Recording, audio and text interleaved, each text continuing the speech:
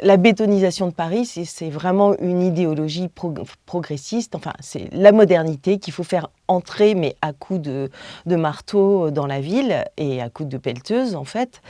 Et c'est vraiment une idéologie et qui ne correspond à rien. J'avais été classée parmi les 500 personnes qui bloquent la France. C'était... C'était quand même une reconnaissance du travail qu'on fait. Et donc, la vie parisienne est compliquée. Moi, mes enfants sont partis de Paris ou veulent quitter Paris. Et c'est une généralité, en fait.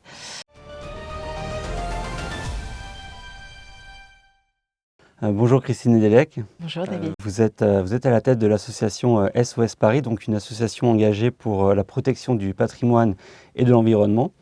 Vous travaillez avec d'autres associations donc, avec lesquelles vous menez des combats communs et vos publications sont notamment connues pour être à l'origine du hashtag Saccage Paris. Comment la ville s'est transformée sous les mandats d'Hidalgo? Quel bilan vous tirez? Et c'était l'idée d'Anne Hidalgo et de Bertrand Delanoë précédemment, c'était de moderniser Paris, en fait.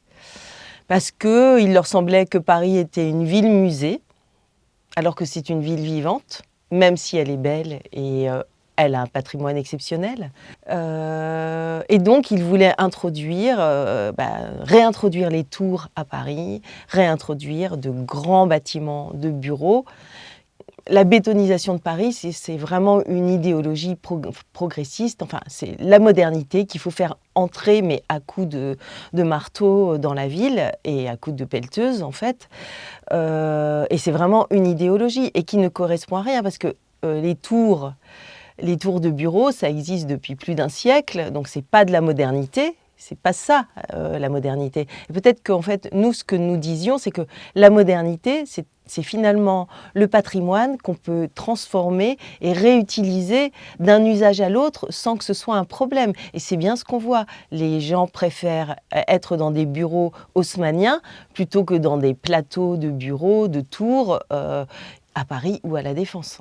Oui, il y a plusieurs exemples de grands projets comme ça. Il y a la tour, alors j'ai pas son nom, mais la tour à Bibliothèque François Mitterrand, qui est une horreur absolue à regarder de loin.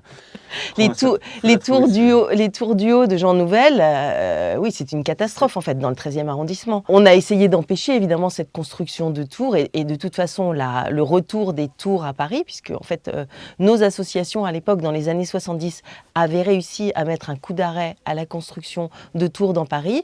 Il avait été considéré que le plafond parisien était un plafond bas et que c'était ça qui faisait son agrément, en fait. Et les tours pouvaient se faire construire à La Défense, très bien, on avait notre cluster de tours, on était moderne et tout allait bien. Il y a aussi la tour Triangle qui a posé beaucoup de soucis, en tout cas aux riverains qui se sont rassemblés contre ce projet. Le Conseil de Paris a émis un vote négatif et puis finalement la mairie a poursuivi. En fait, l'histoire de la construction de cette tour, elle est vraiment terrible. Notre association SOS Paris a été vraiment fer de lance sur cette lutte. Et c'est invraisemblable. En fait, ce qui s'est passé, c'est que vous aviez le parc des expositions de la ville de Paris, porte de Versailles, qui est un endroit où ont lieu des événements. Il y avait le hall 1, numéro 1, le plus grand d'Europe. Et la ville de Paris a décidé de couper ce hall, de prendre une emprise, de la déclasser et de la sortir de la richesse collective parisienne, de la donner, on peut quasiment pas dire autre chose, à un promoteur qui avait, lui, la gestion du parc des expositions. Enfin, c'est un petit arrangement quand même entre amis pour faire construire une tour de bureau dont personne n'a besoin à cet endroit-là, évidemment, qui n'a pas lieu d'être dans le parc des expositions non plus.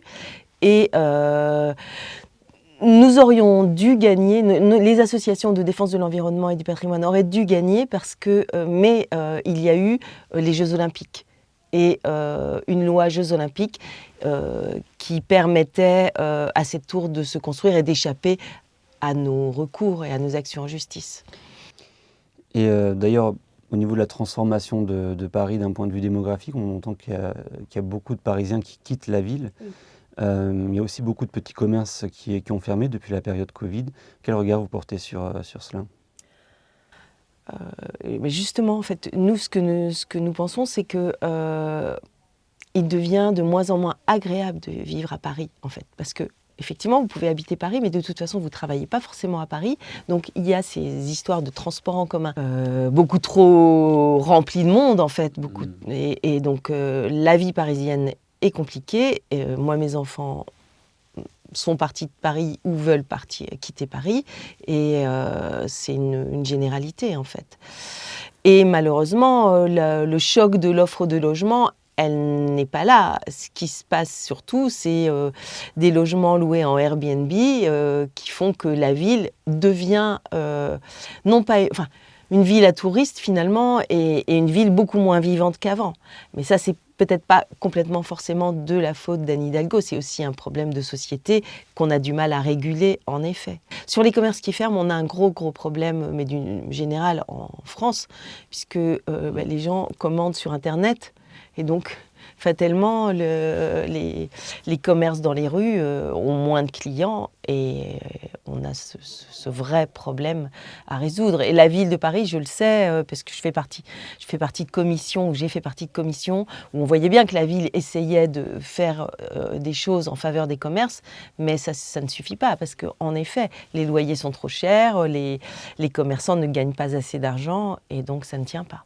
Mais quelquefois aussi, les commerces ne sont pas adaptés, c'est-à-dire que dans les nouvelles constructions contre lesquelles on se battait, on essayait de demander des petites cellules qui correspondent aux besoins de petits commerçants, et on se trouvait avec des espaces qui sont trop chers à l'accès des commerçants.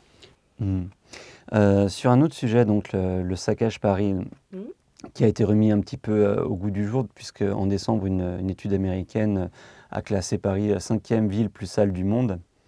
Et il n'est pas difficile d'en avoir un aperçu quand on traverse certaines avenues ou qu'on voit tous ces terrains en friche, ces travaux qui n'en finissent plus et cette impression finalement de saleté qui est là, peut-être depuis les Jeux Olympiques d'ailleurs. Enfin, il y a des espaces comme le Champ de Mars qui ne ressemblent plus à rien des fois quand on regarde sur des vidéos. Quel regard vous portez sur finalement cette réputation de saleté qui colle à Paris ? Oui, c'est réel. En fait, les habitants s'en plaignent. En fait, il y a une insuffisance d'entretien et puis surtout, il y a une prolifération de chantiers à Paris. En effet, largement depuis les mandats Hidalgo, puisqu'il y a eu d'énormes constructions, d'énormes chantiers qui ont lieu un peu partout dans la capitale, plus les travaux de voirie énormes, parce que en fait, sur le dernier mandat, Anne Hidalgo avait proposé la réfection de places, enfin les précédents mandats, la réfection de places parisiennes, mais ça suppose d'énormes chantiers de voirie qui sont brutaux en fait et très pénible pour les habitants et pour tout le monde, pour tous ceux qui vivent la ville, et un peu inutile. C'est-à-dire que le résultat n'est pas forcément à la hauteur de la dépense, de l'impact environnemental et du besoin, ne coïncide pas avec un besoin réel. En fait, il y a des endroits de Paris qui auraient eu besoin d'un gros lifting, d'amélioration esthétique, et notamment les quartiers les plus défavorisés. Mais ce ne sont pas ces endroits-là qu'on a choisi de réaménager. Ce sont il y avait ce projet sur le Champ de Mars absolument démentiel où on venait construire sur les plates-bandes du Champ de Mars au pied de la Tour Eiffel. Il y a eu le grand palais éphémère en face de l'école militaire qui bouchait la vue sur la Tour Eiffel et qui est resté là pendant des années, pendant plus de 5 ans. Et puis vous avez tous ces chantiers de voirie qui étaient censés revégétaliser la ville, mais qui au final faisaient disparaître des espaces, des squares, des petits parcs qui existaient et qui étaient très appréciés en fait. Donc le bilan coût-avantage n'est pas réussi selon nous. Et pour parler de saleté plus précisément, dans certains arrondissements, c'est par exemple le 18e ou le 19e, on sent que la ville a besoin d'hygiène. Qu'est-ce qui a changé sur l'entretien de la ville finalement ? Est-ce qu'il y a quelque chose qui a changé ? Mais bien sûr, en fait, il y a eu un basculement. Il y a beaucoup d'agents de la ville, mais ces agents ont été concentrés sur les services de com'. parce que en fait, c'est une énorme agence de com, la ville de Paris, et donc en permanence, on fait son autopromotion, etc. Pourquoi pas? Mais c'est au détriment de l'entretien de la ville, des agents qui étaient chargés de réparer les bancs, de nettoyer, etc. Et vous avez beaucoup d'agents de la ville qui sont des précaires, qui vivent parfois dans leur voiture, parce que avec des emplois fragmentés et qui suffisent pas à vivre correctement, les faire vivre correctement. Et oui, il y a une énorme carence. Alors on espère que la prochaine mandature va améliorer, que ce soit qui gagne en fait ces élections, mais que ce volet entretien, soin de la ville soit vraiment au cœur de la mission de la municipalité. Et c'est ce qui est réclamé à chaque enquête publique, à chaque enquête sur un projet, sur le projet Notre-Dame. Les gens n'ont pas réclamé un projet délirant sur les abords de Notre-Dame. Non, ils disaient l'existant, c'est très bien, vous pouvez l'améliorer, le valoriser et l'entretenir. C'est ça qu'on demande et c'est ça qui est demandé. Mais en fait, c'est pas assez sexy l'entretien, en fait. On ne peut pas dire, moi je suis la super maire de Paris qui entretient super bien Paris. En fait, il faut dire, ah ben non, mais j'ai fait le projet One de la Tour Eiffel, l'énorme projet à Austerlitz, la gare du Nord, etc. Descendre les poubelles, c'est pas le truc le plus sexy du monde. C'est ça. Tout le monde veut sauver la planète, mais descendre les poubelles. Mais vous m'aviez dit aussi que c'était parce que la ville faisait appel à des prestataires extérieurs maintenant. Donc il y a eu un changement. En effet, il y a eu un changement au niveau de l'entretien et de l'entretien de la ville parce que ils ont décidé de faire appel à des prestataires extérieurs et ce ne sont plus les ateliers de la ville qui réparent les bancs de la ville, les réverbères, etc. On fait appel à des sociétés extérieures et ça coûte beaucoup plus cher en plus. C'est ça qui est dramatique, c'est que finalement le service rendu n'y est pas. L'entretien n'est pas correctement fait, le savoir-faire se perd, et c'est un drame. Vous m'aviez dit aussi que le combat que vous menez, en tout cas la défense du patrimoine, ça supposait d'avoir une surveillance constante de tout ce qui était entrepris, parce que ce sont des petits projets comme ça qui viennent les uns à la suite des autres, finalement dégrader le patrimoine classique traditionnel de Paris. Par exemple, la revente des bancs à côté de l'hôtel de ville, ce genre de petites choses où des résidences sont mobilisées pour racheter les bancs et les remettre à leur place. Et on voit comment on voit comment le moderne a décidé de remplacer le traditionnel quand on voit par exemple la place du Panthéon avec des espèces de grandes tables, on ne sait pas si c'est des chaises ou si c'est des tables, on est assis en pente, on ne sait pas ce que c'est.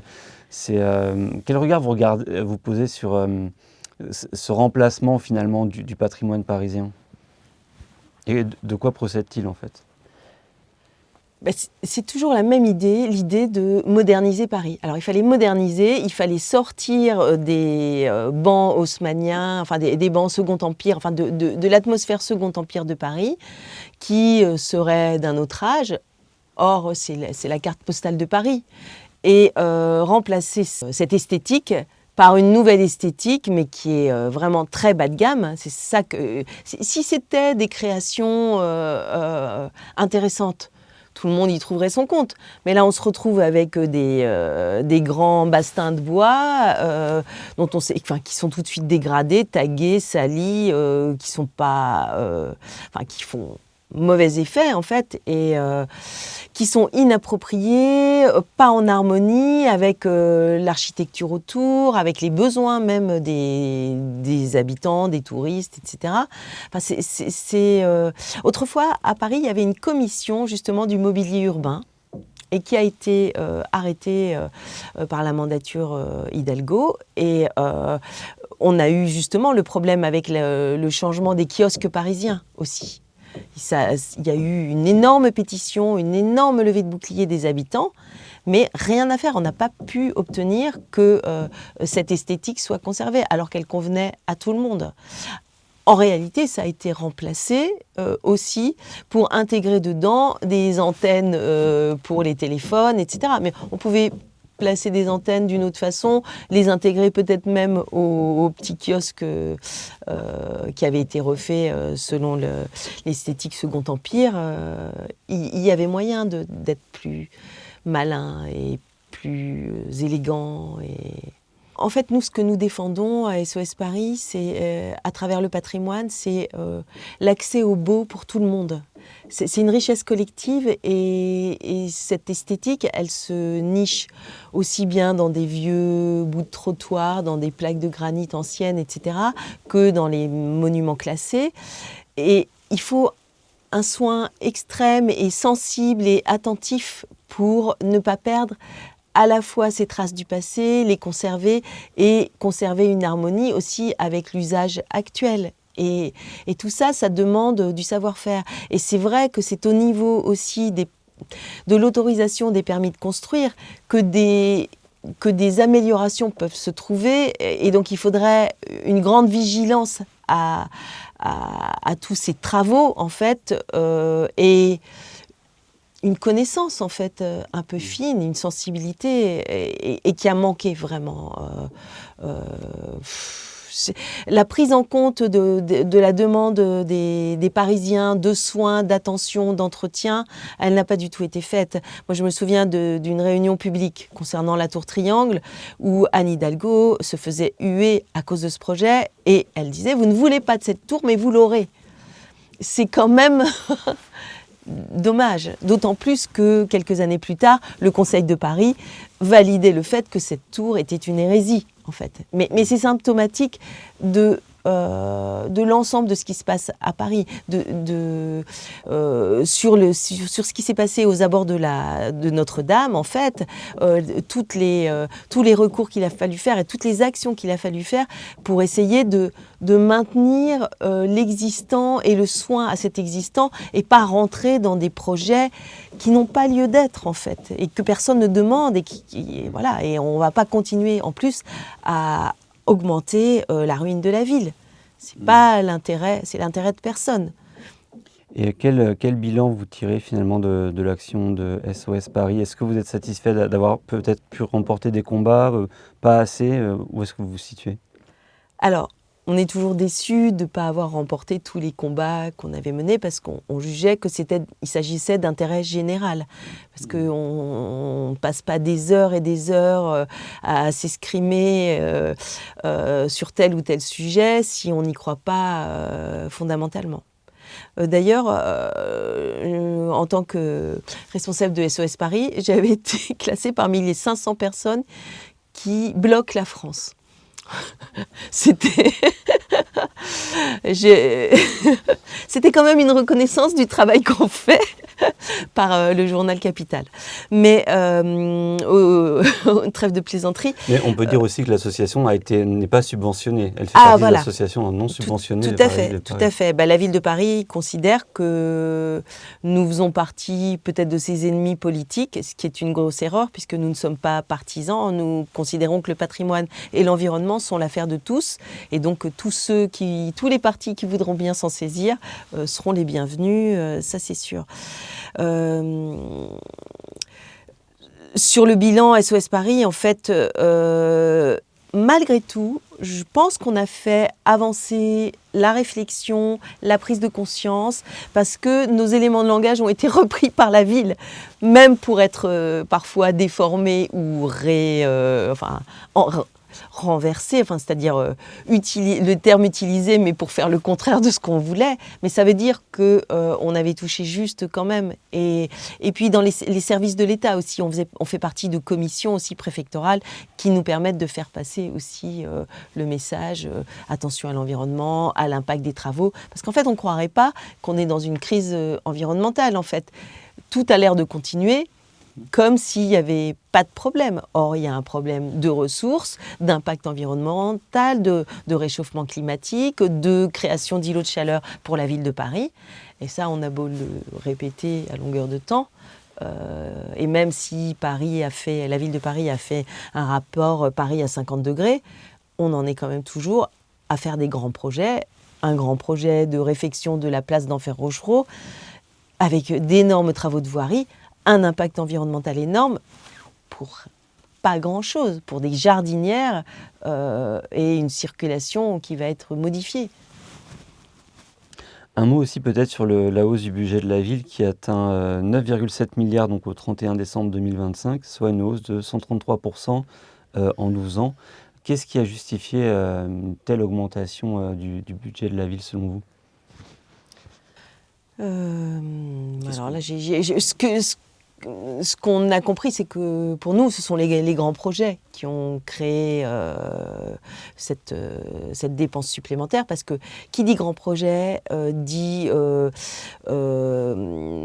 des salaires pour la société d'économie mixte, la CEMAPA, qui s'occupe de la gestion, enfin du traitement de ces grands projets, etc. Enfin, voilà, c'est un ogre dans l'ogre qu'est la ville, et qu'il faut alimenter, et il faut toujours plus de projets. Donc c'est une surenchère en fait permanente.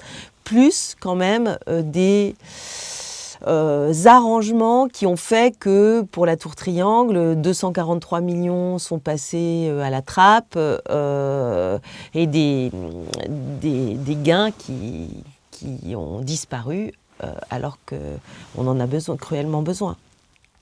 Et puis des tours de passe-passe aussi, concernant les logements sociaux aussi, une espèce d'avance sur loyer qu'a pu percevoir la ville de Paris de la part des bailleurs. Et ça, c'est un truc énorme. Ce qui fait que la capacité de désendettement de la ville est atteint 37 ans, alors que la moyenne des villes françaises, c'est 4,6 ans.